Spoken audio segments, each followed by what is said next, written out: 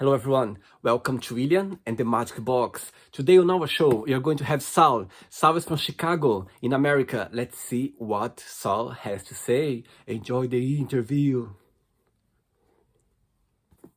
Hello, Hi, how's it going? I'm very well. How are you? I'm doing good. How are you? Good, I'm very well. Thank you very much. Is your name Sal? Yes. Sal. So, Yeah. where are you from, Sal? Just before we start the game, where are you from? I currently live outside of Chicago right now. So, yeah. In the very cold Midwest. Right. And what do you do for a living, Sal?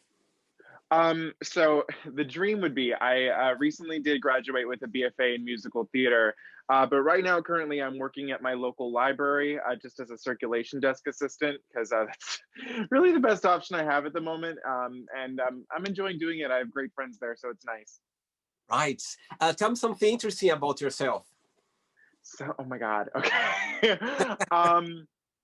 That's such a good question. One thing that's interesting about myself is that like I call myself a like a how do I I don't know how to describe this.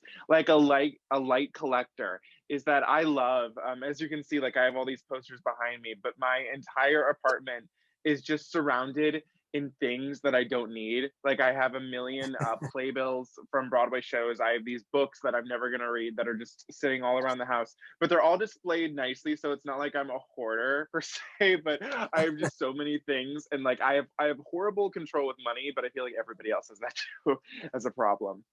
I see. And tell me about your YouTube channel.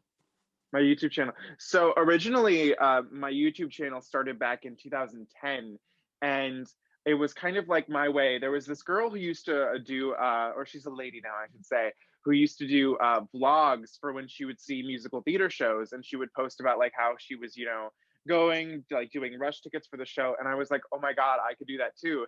And that's kind of how my channel started off back in 2010.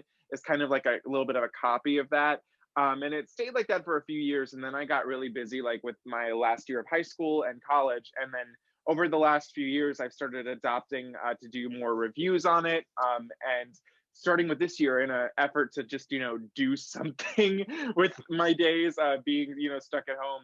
I had this great idea. There was a YouTuber, her name is AJ, and she did a discography journey for Madonna last year, and she went into it very blind. And I was like, well, what if I did that, but structured it out a little more, knowing what I'm getting into. And that's kind of what started it. I was like, I just want to review or like listen to the discographies of people I'm interested in, and finally get that done, because if I wasn't going to do it on my YouTube channel, I was never going to do it at all. I see. Yeah. Okay, so welcome to William and the Magic Box. Are you ready? Yes, I think Let's so. do it.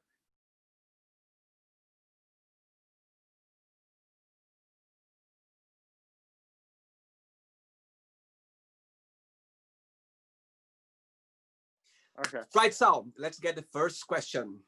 Okay. What does love mean to you? Love. Oh, okay. Hey, this is a nice question.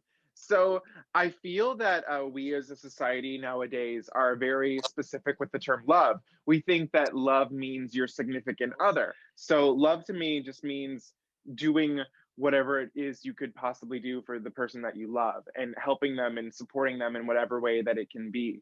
And not being afraid to be like, oh well, I don't know if this is what you should be doing, but if you want to do it, that's what I can't stop you. I'm just letting you know it. And I think we need to separate, like if you say that to like your friends or something, like I don't like what you're doing, that doesn't mean I don't like you, or like that I hate you and you're disgusting for what you're doing. I just don't like this. I love you, so I'm just maybe not going to partake in that. But I think that's kind of what it means to me, is just supporting them even if you don't understand it. I totally understand what you mean. I totally understand and agree as well. I think when you, as you said, just be honest. Just be honest doesn't mean that you don't love this person, but it's just you're Yeah. just being open and honest as well.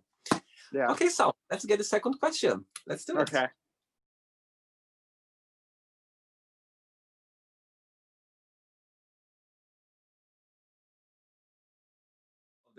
Right, next question is, share with us a crazy story that happened to you when you were at school. In school. Oh my God, there are so many There are so many crazy things. Let me tell you, the school I went to was just a bizarre bananas. In one of the situations I can remember, one of the things that we learned in one of our acting classes was this thing called 10 line. And basically, the purpose of 10 line was like these 10 steps to figuring out how to create a character. In my opinion, it was all just kind of like, the professor was very much in the vein of, this is the only way you can ever learn to be an actor. And everyone, except for, not necessarily my friends, but everyone was like, this is like everyone in the class, like, we will listen to you, master, like we will do anything you say. And I remember I was just like, yeah, I don't know if I'm necessarily feeling this. And then we had to pick, and I forget like the exact things that all made up each of these 10 steps, but we had to pick a play and pick the character that we wanted to do. So the character I picked was, I don't know if you're familiar with it. You might be familiar with the 90s film that's based on it, but the play, which is called well, technically it's called Dangerous Liaisons. And then the film that they made after it is called Cruel Intentions. But I did the character of Valmont, and basically we were doing like the 10 line stuff, and then it was finally at the last step, and with how I ended up being on the floor. And I remember I was sitting on the floor, like very posed, like in like just very like nonchalant way. And my professor just all of a sudden started grilling me like crazy. And I remember I remember sitting there, and the thing I distinctly remember saying to her was, well, I believe that that is your opinion, and I believe everybody learns differently. And she literally sat there and she went, no, everyone learns the same. Now keep in mind, my professor was from Texas, and she fully believed she was from the Europea, as Kathy Griffin would say. So she was like, that is the only way that you can ever learn. And I remember just sitting there, and I was kind of like, okay, at that stage of the game, I was like, I didn't care. I was just done. And I remember my friend Caitlin came up to me. This was maybe like a year or so later. And she was like, Sal, I don't know how you survived that. I would have cried. I would have been so upset. And I was like, I literally could care less what that lady thinks of me. That was just literally, that example there is my whole college experience. But yeah, I got through it. That's all that matters. Very interesting. Yes, absolutely, absolutely. Right, let's get another question. Okay. Let's do it.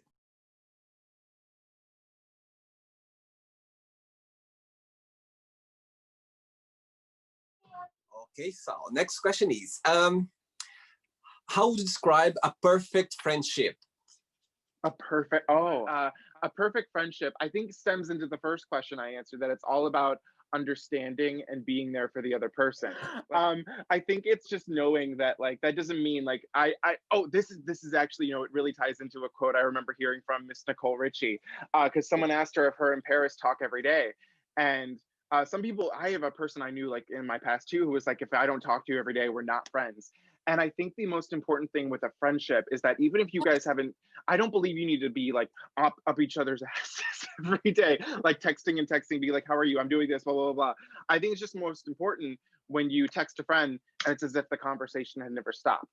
I think that that's a sign of an amazing friendship, is that, like, it doesn't matter if you're not talking every day. You know what's up, you know what's good. If it's important, we'll talk. If not, it is what it is. I think that that's another problem too, is the world we live in with how instant texting is. Thank God that I didn't get a phone until I didn't. I mean, when was I texting? I had like one of those, like old phones that you had to like hit 3 times and then you would type. So texting was never my shtick. But I think that's also a problem, is that we live in this world where we think friendships have to be so instantaneous, and I think it's all about building a bond at the end of the day. But yeah, that's where that stems for me. Great answer. My best friend, he lives in Montreal, in Canada, and I see him once a year, and our bond is very strong. We talk not every day, but when he's there, when the genuine connection is there, doesn't matter the time or the distance, you're always there. So that's what that's what matters. Okay, so let's get another question for you. Let's do it. All right.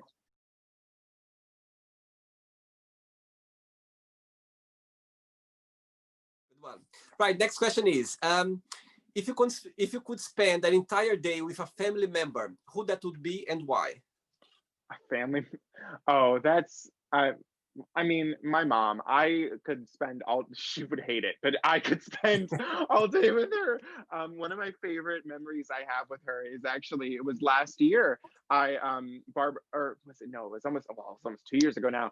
But Barbara Streisand was coming into Chicago for a concert, and I was like, okay, I'm gonna go, and I bought myself a ticket. And my mom was like, I was like, Mom, you should go, and she was like, well, I would maybe like to go if you would like me to go with you. Oh, And so we ended up both getting tickets and we went. And the specific memory I have is that the United Center is, I believe, one of the biggest arenas in the world, at least in the US. And the tickets we bought were second to last row in the nosebleeds. And I didn't, for some reason in my mind, I was like, I don't think it's that high. But turns out the seats that we were in, the lights from like the lights in the arena didn't even touch the seats where we were at, and we were like, and I remember my mom had gotten a wine from because like right where we were sitting was right there, and but you had to like basically climb up the steps. And I remember I was like, okay, Mom, here's what we're gonna do, we're gonna move our seats, we're gonna go down, they're not looking, it's gonna be fine. And I remember watching her, and she's not like a freaked out person, or she's not like a scared of heights person, but I remember her walking down with her wine from the steps, just shaking. She was like, "Oh my God, Sal, I'm gonna kill you!" But anytime I can spend with her, I always think it's so fun, just fun to be with her. oh, amazing. Okay, Sal, are you enjoying the show so far? Yes, this is really fun. Thank you so Amazing. much for inviting me to do it. Absolutely, always. Let's do another question then. Let's get it. Okay.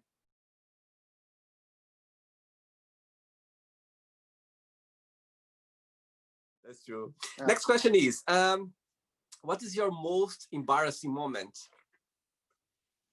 My most embarrassing moments. Oh my God, that's oh my God, hang on, that might take me a second to figure out. It's actually this stems from actually another instance when I was in college. I'll never forget this. This was my junior year. So I just as a quick little rehash, I had lost a lot of weight up until before my freshman year of college. And then, obviously with being in college, you start just gaining it all back like crazy. But the one thing that I remember is that a lot of my clothes by junior year didn't fit me right. Not like crazy, like, oh my God, like these are about to pop off, but let's just say they weren't fitting right. And I remember, so my junior year, we had to take a class. I forgot the exact name. I think it was like musical theater performance. And we had to like do a mock audition. And we had to like find the right outfit, find the right 32 bar cut, all that. And I'll never forget, I went on and I forgot the outfit I was wearing, but my professor, he's he's a very nice, but also very could maybe think a little nicer about some of his comments. And I remember he was like, this outfit is absolutely wrong. He was like, Sal, you look like a pear with those pants. And I usually don't let comments like, like people like tearing me down get to me, but that was like that just kind of embarrassed me because Of course. I looked at myself in the mirror and I was like, oh my God, I look like a pear. And and I remember that specific day. I went to my dorm and I don't like if I'm sad, I don't feel the need to cry, but I feel the need to take a nap. If I'm napping, that lets you know that I'm sad. It's very rare when I nap. And I just remember taking a nap and I woke up and I was like, I still look like a pear. And now Oh, thankfully now with this year, I no longer look like a pear. So that's it all great. turns around in the end. Yeah. Absolutely, absolutely. Okay, so let's get another question for you. All right, let's do it.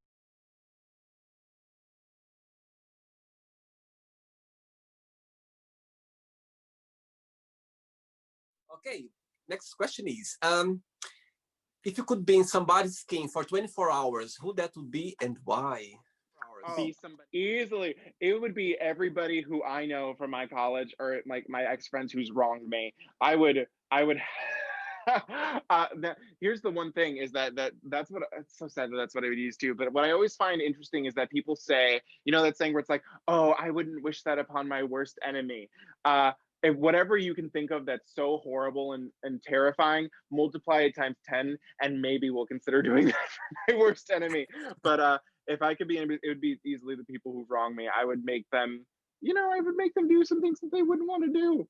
Um, I, Yes, which nice. sound, yeah, that makes me sound maybe a tad bit crazy, but that's just what Just a came. genuine answer. Wrong, righting those wrongs. That's what I say.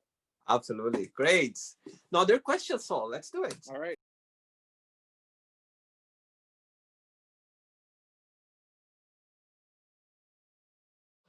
Okay. Next question is, what makes you laugh out loud? What makes me laugh out loud? Um, that, you know what, this is actually gonna go right now.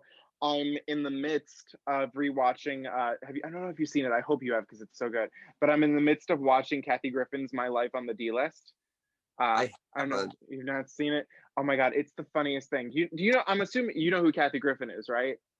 Or is Yes, this? yes, She's right rings a here. bell. Yeah. Well, so basically, the premise of the show, it was a reality show, but she was talking about how she's a D-list celebrity, so she's not on the A-list, the B-list, or the C-list.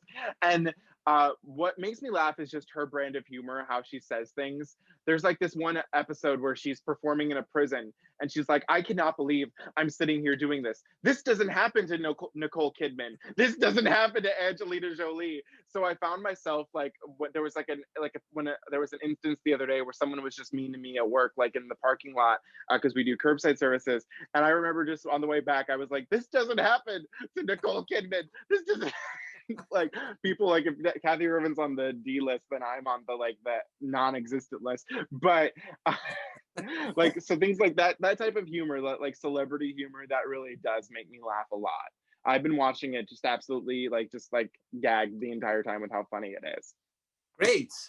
Good one. I'll watch it. Actually, I'm gonna have a Okay. look. I'm gonna check it out. All right, for sure. Next question. All right.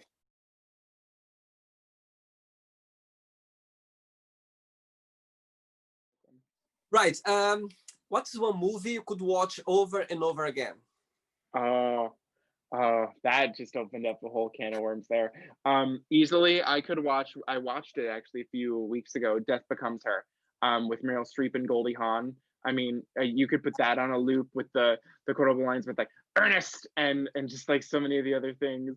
Um, and then another one is easily for me, Showgirls. I could watch Showgirls all the way through because just it's how bizarre it is.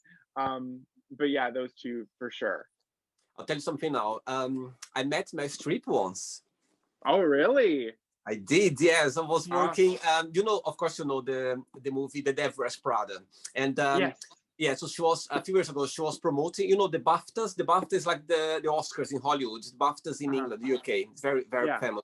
So she came for the awards, and so I was working in this hotel as a room service waiter, and I remember I arrived to work very early morning, and as soon as I arrived, my manager said to me, "William, just take this tray, please, breakfast tray to the room 112." I remember the room number 112 because it's quite busy now. I said, "Okay, yeah." I just took the tray, and I was going straight away to the room, and I rang the bell. I was ready to say good morning, Miss Gama, and suddenly Mary Streep opened the door. I was like, "Oh, good morning. How are you?" And actually, I remember walking with the tray, and she was just walking behind me to put the tray in the living room. And Uh, I was like, "My God, it's just me and Mel Streep right now in this bedroom." I couldn't believe. I was like, "Oh my yeah. Lord!" I will never forget that. It was a good experience. Wow. Yeah. Wow. Right.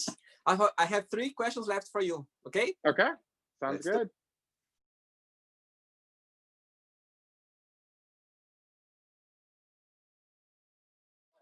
Okay. Next question is, what does family mean to you? Family. I mean, family, my family has gone through just, a lot over the last, I mean, technically at the stage of the game, almost 10 years. What with my parents going through a divorce, and, just like the aftermath of that, even before it.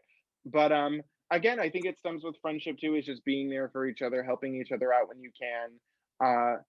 And just loving each other. And what I love is that about getting older is that I feel like your parents, they stop kind of being your parents at a certain point. Like, they're still your parents, but they become more of your friend at that stage of the game. And that's how I feel when I see, even though I still look to them for much advice and sometimes a little money. But I think that's just important, is support. Totally. Cool. 2 questions left. All Let's do right, it. let's do it.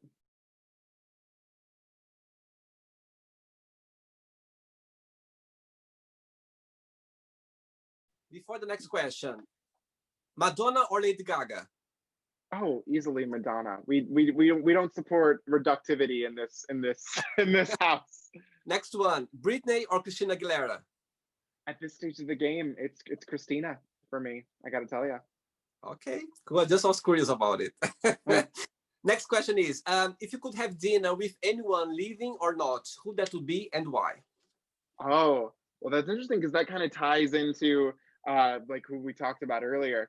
But I think since you did give me the like dead or not, I would have to pick Miss Rivers right here. I would love to just sit with her at dinner and just and just chat. Cool, great. Ready for the last question? Yep. Let's do it. All right.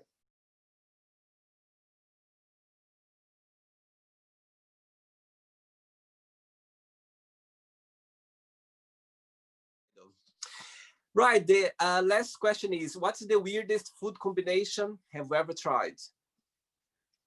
You know, for me, you know, it really stemmed like this. Okay, so this is kind of lame. This is actually very lame for me to call this bizarre, but it was the first time I ever tried sushi. I remember thinking I was like raw fish. I was like that's like I didn't like to me I couldn't comprehend like why anyone would eat that. And then I had it one time and it changed my life. Like I'm not like a giant like avid like let's go get sushi or whatever, but every time I have it I'm like this is good and now I get it. What I thought was like the weirdest most bizarre thing I get. And that's all that's what life's about. Great, I love sushi as well. I love sushi. Okay, so it's not the end yet. What am I going to do now? I'm going to give away some words and you just tell me one thing that comes to your mind, okay? Quick think game, okay? Okay. Let's start with money, Power. okay? Family, Love. life, Crazy. sex, Oh. Madonna's sex book. love. Love. I'm I was literally I just thought of LGBTQ. That's what came to my mind. Good one. Politics. Ugh. That's it. That's just ugh. All right. Religion. You know, kind of ugh as well too. Okay. Fear. uh, fear, fear, sadness, Okay. Friendship. love, Desire. sex, Regret. uh, sadness, Okay. A wish. um, Pinocchio. Say That's what again. came to my head. Pinocchio. All I right. don't know why that because he makes a wish. I think I don't know.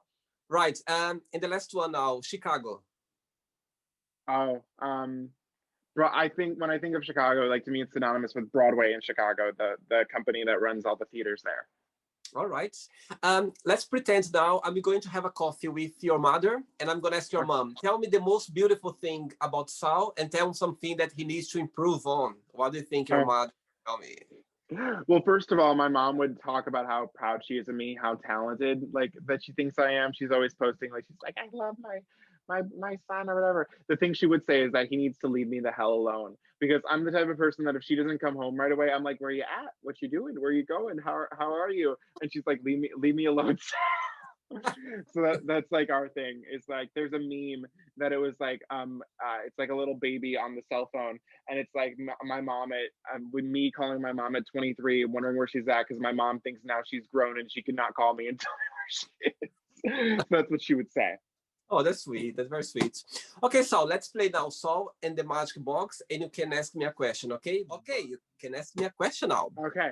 Okay, my question is how did you get started with doing this magic box thing here? Like what made you be like this is what I want to do? Like I'm curious to hear about that. All right. So, good question. To be honest to you, I've always been this kind of interaction. I've always been doing in my life. So, always when I go out with friends on holidays, or if I go for the day or travel somewhere, I always end up in the end of the interaction goes like, "Oh, define yourself in a positive word. Tell me something interesting about your childhood." So, this kind of interaction always done. And so 2 years ago, I wanted to do. I want to open a YouTube channel as well more or less 2 years ago. But the idea I had was everything connected with music. But as you know very well, you cannot use other people's music on the channel because of the copyrights.